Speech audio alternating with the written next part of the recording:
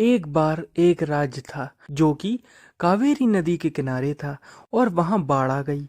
तो उस राज्य के राजा ने अपनी प्रजा को आदेश दिया कि सभी घरों से कम एक व्यक्ति नदी के किनारे रेत को इस तरह से लगाएगा कि बाढ़ का पानी राज्य में ना आने पाए, और जो राजा का आदेश नहीं मानेगा वह दंड का भागी होगा। सभी घरों से एक एक व्यक्ति इस काम में लग गए। उसी राज्य में एक बुढ़िया रहती थी जो कि मिठाई बनाकर बेचकर अपना गुजारा करती थी, और उसका कोई बेटा भी नहीं था। वह सोच में पड़ गई कि क्या किया जाए। मेरे बस में रेत को नदी के किनारे लगाना है नहीं, और मेरे घर में कोई भी नहीं है। शाम को मुझे दंड मिलना निश्चित है। तभी बुढ़िया ने अपने आराध्य देव शिवजी का ध्यान किया और उनकी पूजा करने लगी, और साथ ही साथ दंड की चिंता भी कर रही थी। तो शिवजी एक गड़हरिये के भेष बनाकर बुढ़िया माँ के सामने प्रकट हुए और कहा कि बुढ़िया माँ, मैं तुम्हारा काम कर सकता हूँ, पर उसके बदले में मुझे क्या मिलेगा?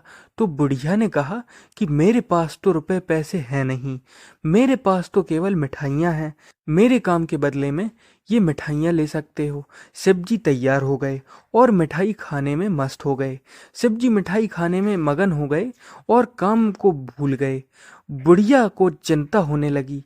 शाम को जब राजा राज्य के भ्रमण पर निकला तो देखा कि बुढ़िया को दी गई जगह पर रेत नहीं लगाई गई है। तो राजा ने पूछा कि यह कौन है जिसने अपना कार्य पूरा नहीं किया है?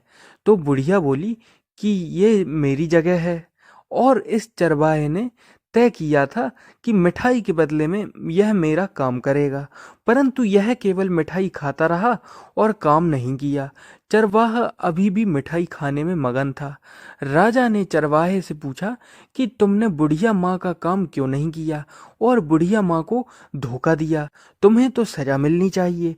राजा ने जोर से वेद से चरवाहे की पीठ पर मारा तो इतनी जोर से लगा कि जैसे बस खून ही निकलने वाला हो, और वहां खड़ी प्रजा भी उसी तरह करहारने लगी। सारी प्रजा को भी उतना ही तेज पीड़ा हुई। राजा ने बेद फेंकी और चरवाहे से पूछा कि आप कौन हैं और यहाँ क्या करने आए हैं?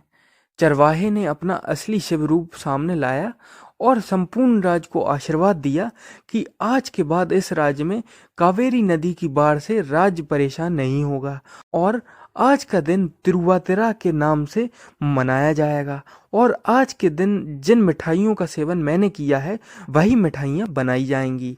आपने मुझे इतना समय दिया, इसके लिए धन्यवाद।